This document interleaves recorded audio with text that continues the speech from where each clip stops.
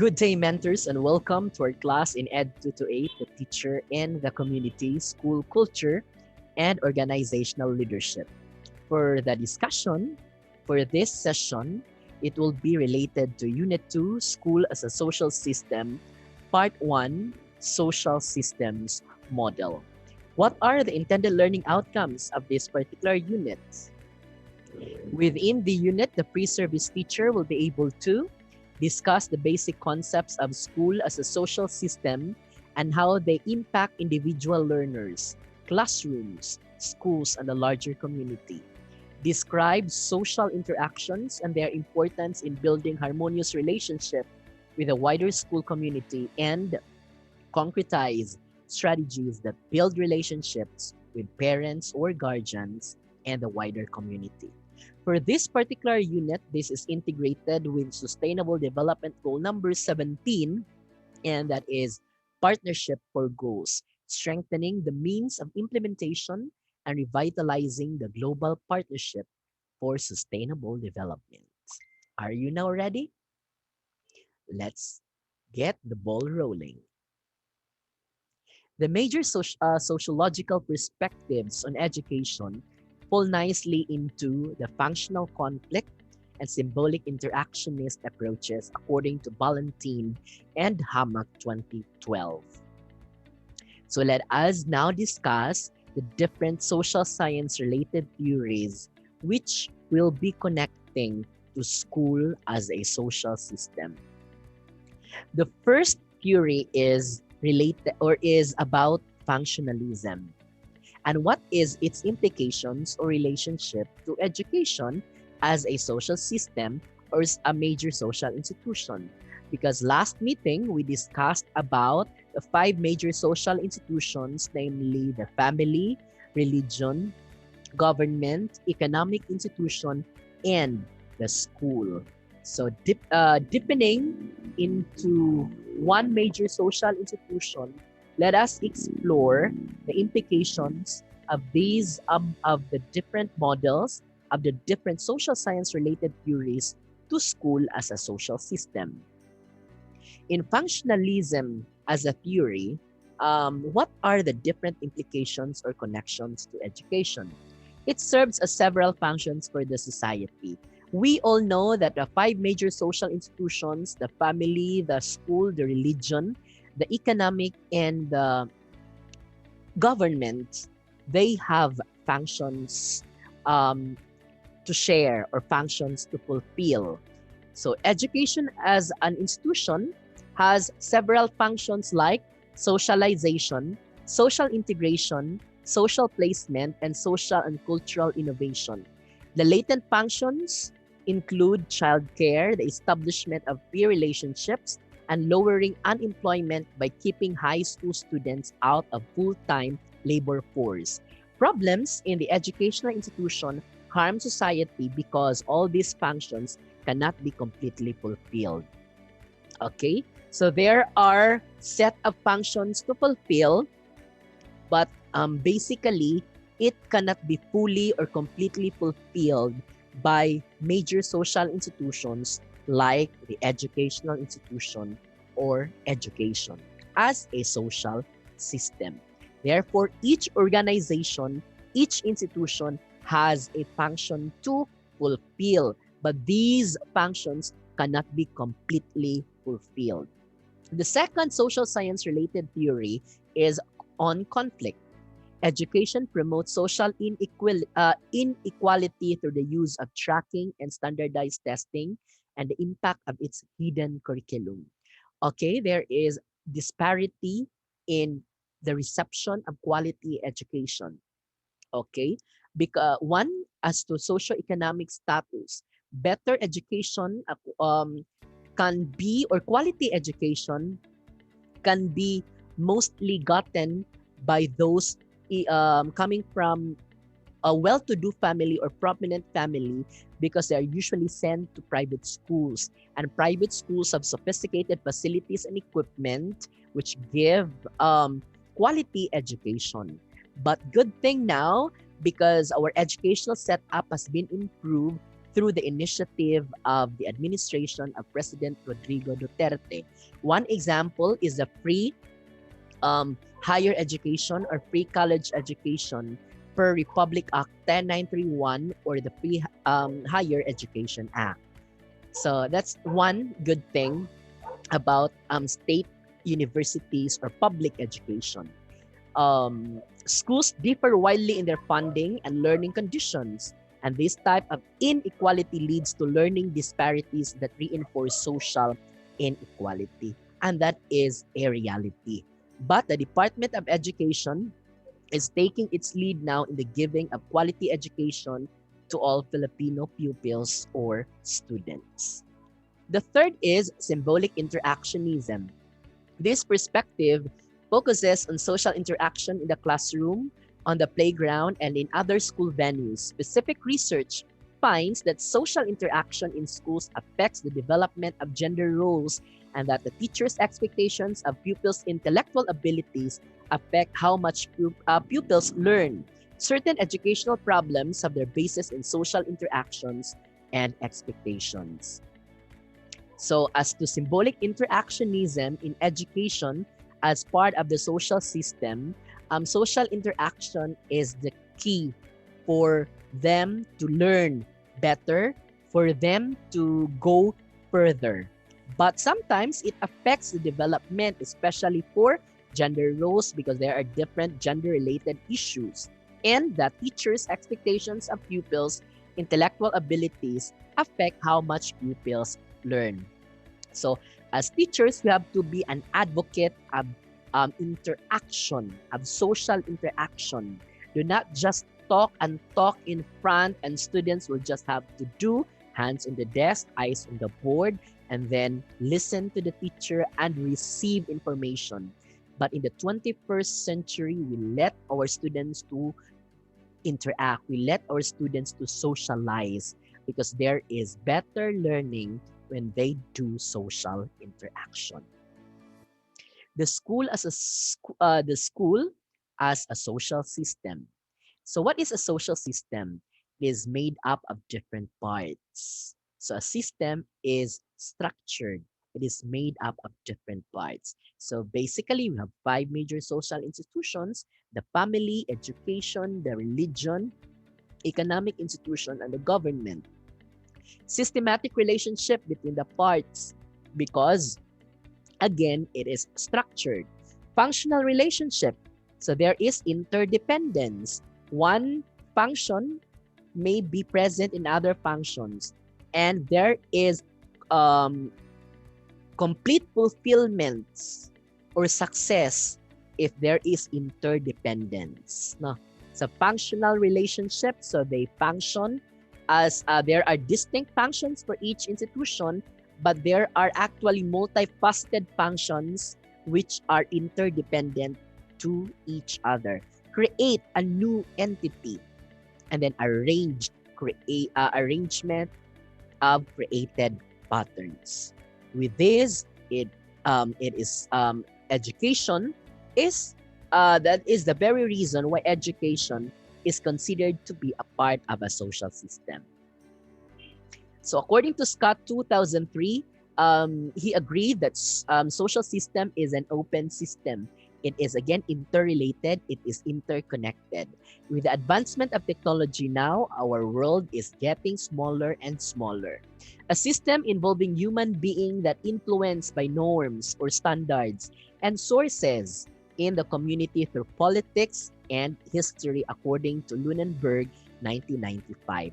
What are the characteristics of a social system? So I would like to correct the heading above. It's school as a social system. So what are its characteristics? It is based on interaction of plurality of individuals, and that is related to the term diversity. We live in a diverse world. We live in a diverse community. Second, it is related with cultural systems. Each major social institution shares a part of their structures or distinct set of ways in which it is part and parcel for the complete fulfillment or success of a particular goal. The third is unity. There must be interdependence. And in interdependence, there is a showcase of unity or harmony. All parts are interdependent or interactive. So one major social institution cannot live alone.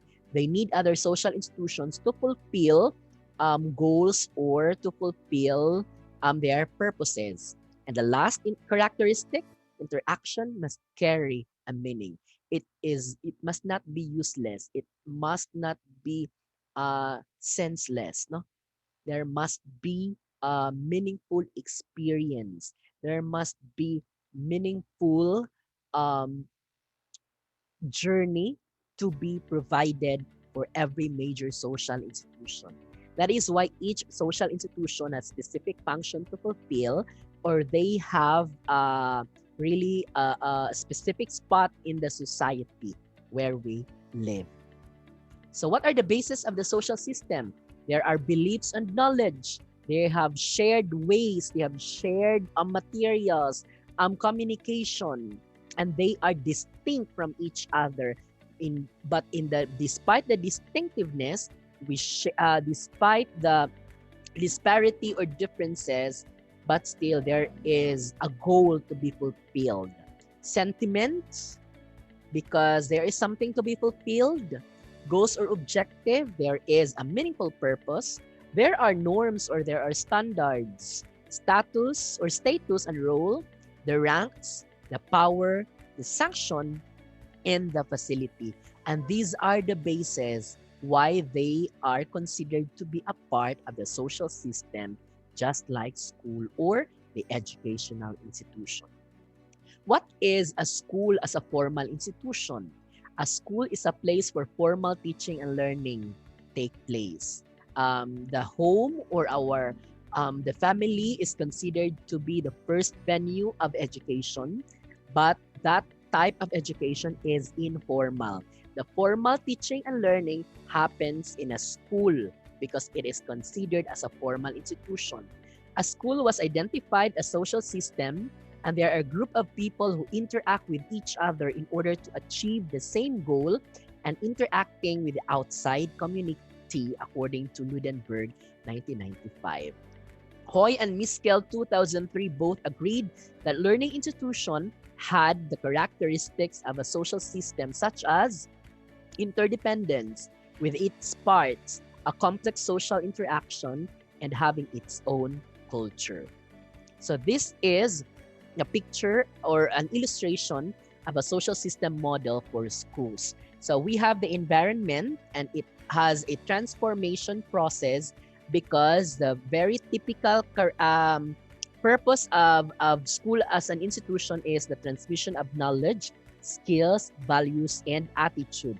It's a structural system because it is headed by the principal, we have the assistant principal, we have the guidance counselor, we have the subject coordinator, and we have the classroom teachers, and we have the utility, we have the staff, the non-teaching employees.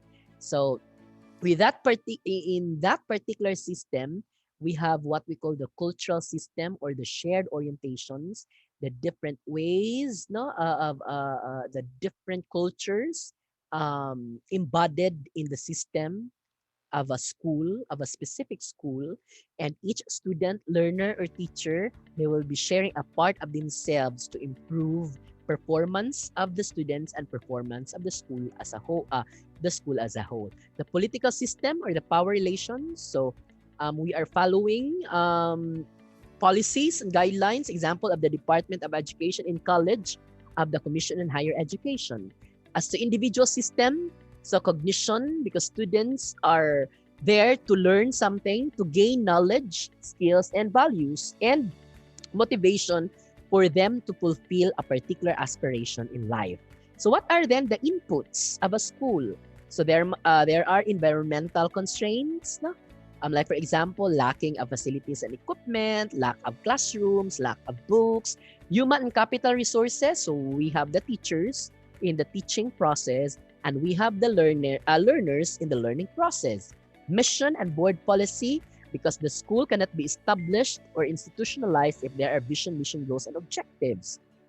And DepEd has these materials and methods which are used by the teachers in order for them to fulfill their mandate, and that is to teach effectively.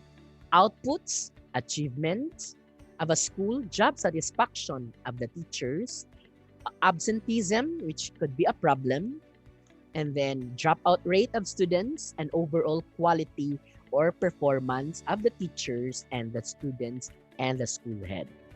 So there is also discrepancy between actual and expected performance. So the school is structured, the school has its purpose, it has a culture, and then it has political system and individual system. So the roles of a school as part of a social system are training and education. Family institution, because it creates another set of families within the realm of the education. Mobilization or placement in the community, because we see promising students will become leaders in the future. And then research and findings in order to improve the kind of education that we are currently giving. So the counseling and career, the community leadership, the leadership in the government institutions, and leadership in the non-government institutions. And these are the roles to be played and fulfilled by the school as part of a social system. But its purposes, its vision and mission cannot be completely fulfilled if it is only the school which will give education. It takes a village or a community to educate a child. We need stakeholders. We need other major social institutions in order for us to fulfill completely the functions in the transmission of knowledge, skills, values, and attitude. In this particular segment, I would like to share to you this video in relation to the importance and significance of, of educating a child as a whole community. So I would like to share on screen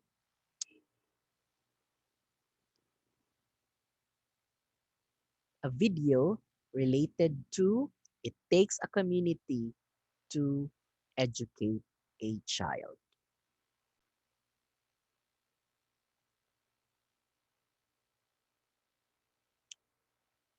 So this particular video is an enhancing or enhancement mediated video in relation to our topic for this particular session.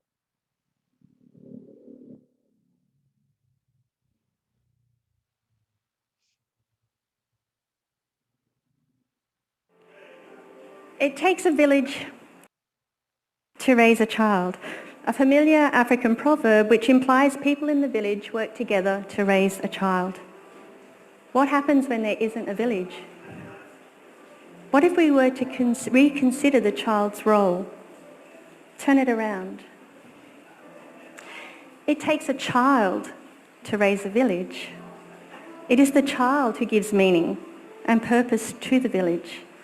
It is the child who unknowingly is capable of developing and giving us tangible proof of the possibility of a better humanity.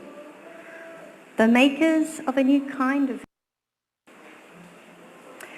What would happen if we created a school based on cooperative platforms and value exchange?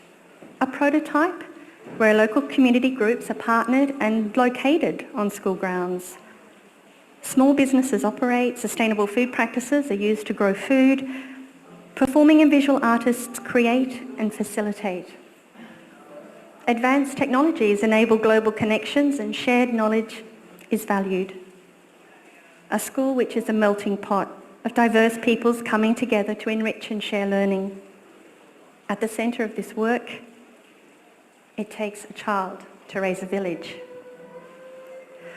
The current platform for most schools still largely adhere to the industrial age factory model of education. These organisations know that current ways of working continue to shape job-ready young adults, but these jobs are from a far-gone era. Here are some of the challenges that inhibit the shift to a new and a different education paradigm. Schools just cannot continue to do the wrong thing more right and hope to make this shift. Tweaking past practices to meet the needs of the future is reckless. School leaders and their school communities are caught in a kind of arrested development. All they need is the courage and wisdom to abandon the outdated model and begin creating a new one. This is not a new message. Many have heralded this message before me. The persistence and dominance of the old education paradigm is staggering. In many ways, it's easier for our school. We are often more easily able to experiment, to innovate, to improvise. We are flexible and can act as laboratories, pioneering new ideas.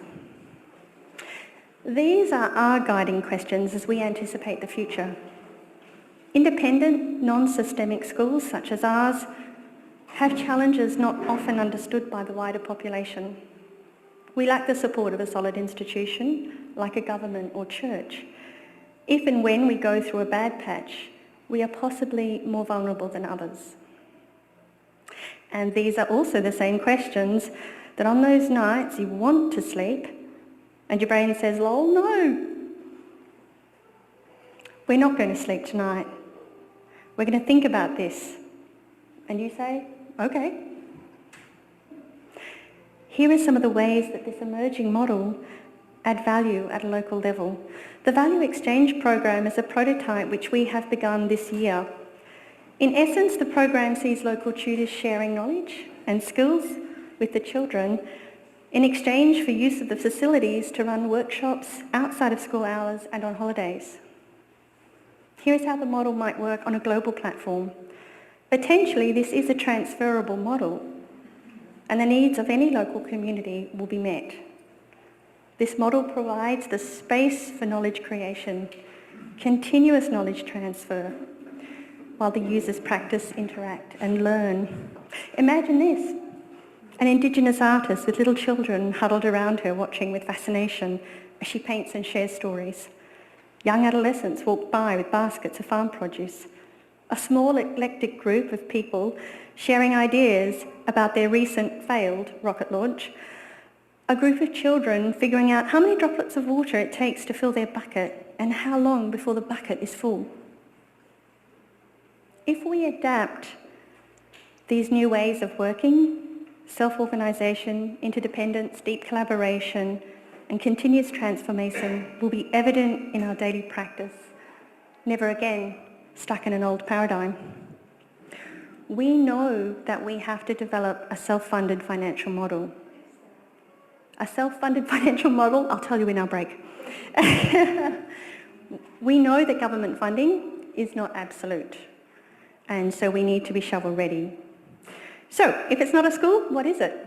If it doesn't look like a school, walk like a school, talk like a school, what do we call this new entity, this new learning place, this knowledge creation place? Here are some that we thought of earlier, but we have about 15 seconds for you to kind of share your ideas. If you have any, shout them out.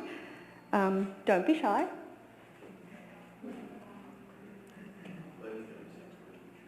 What? Learning? The Learning Village. Okay, oh, okay, you're voting on it, okay. Working in partnerships with local agencies enables access to a broad range of individuals and an individual skill set not often available in traditional schools. Developing these relationships opens a space for co-creation and a sustainable learning community, a learning community grounded in humanness, rich in learning, and alive with human endeavour. These are the two areas in blue that we've set aside that have potential to be developed as community hubs, community learning hubs. We're on a 54-acre property, and this is just the front part of the property. It is quite a special place. The makers of a new kind of village. It takes a child to help us reconnect, unlearn, relearn, and once again be filled with wonder and purpose. It takes a child to raise a village.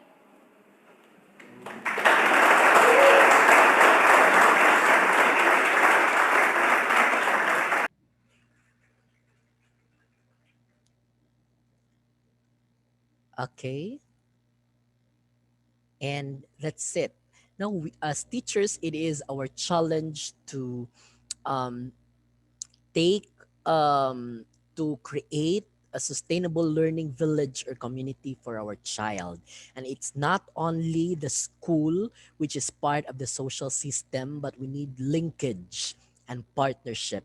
And that is very important. And that is a corroboration of a well built no, partnership and connection among the major social institutions and the rest of the stakeholders who have um, um, contributions as well in the development of a sustainable learning community. So for this particular session, you will be complying self-learning task number 5, linking social science theories or models in education. And that is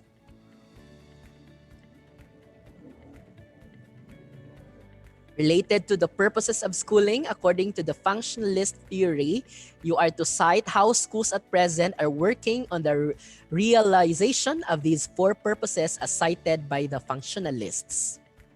And adherence, the conflict theory claimed that schools teach loyalty so that those in power remain in power and those will forever be at the bottom. Do you agree? Why or why not? Third, individuals act based on meaning. This meaning is based on individuals' experiences. Meanings change. Give two implications of the symbolic interactionist thoughts to education.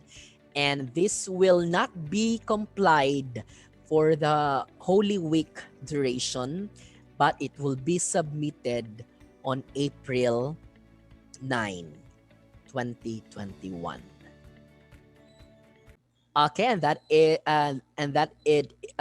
it for now, mentors. So I hope you learned something out of my short discussion and the enhancement video that you watch.